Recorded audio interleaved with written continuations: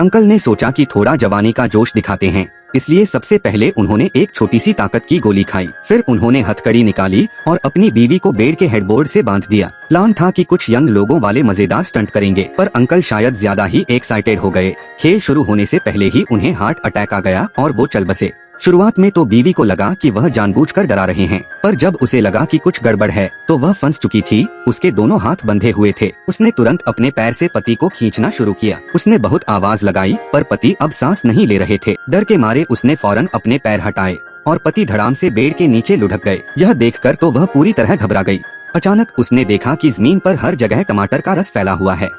तब जाकर उसे एहसास हुआ कि पति सच में मर चुके हैं। वह चीख चीख कर मदद के लिए चिल्लाने लगी, पर यह तो सुनसान इलाका था। आसपास 3-4 किलोमीटर तक कोई इंसान नहीं था। वह टूटकर रोने लगी। उसे यकीन नहीं हो रहा था कि उसके साथ यह सब हो रहा है। कुछ घंटों बाद अचानक उसे बाहर कोई आवाज सुनाई दी। उसे लगा कि अब शायद कोई उसे बचाने आया है, पर जो सामने आया उसे देखकर उसके होश उड़ गए। वह एक जंगली भेड़िया था। महिला जोर जोर से चिल्लाकर उसे भगाने की कोशिश करती रही, पर भेड़िए पर कोई असर नहीं हो रहा था। वो बिना कुछ सोचे समझे खिड़की के पर्दे की रॉड निकालकर भेड़िए पर दे मारी। यह तरकीब काम कर गई। भेड़िया लाश से तो दूर हट गया, पर भागा नहीं। वह दरवाजे के पास बैठ गया और सही मौके का इंतजार करने लगा। महिला फिर से लाचार होकर रोने लगी। अगर वह यहीं फंसी रही तो भेड़िया उसे भी खा जाएगा। इस बीच महिला को फंसे हुए पूरे 3 दिन और 3 रात हो चुके थे। वहाँ से निकलने के लिए उसने अपनी पूरी ताकत लगाई। उसने अपने सिर के ऊपर रखा पानी का गिलास उठाया, उसे दिल पर पत्थर रखकर खाली किया और फिर जोर से तोड़ दिया।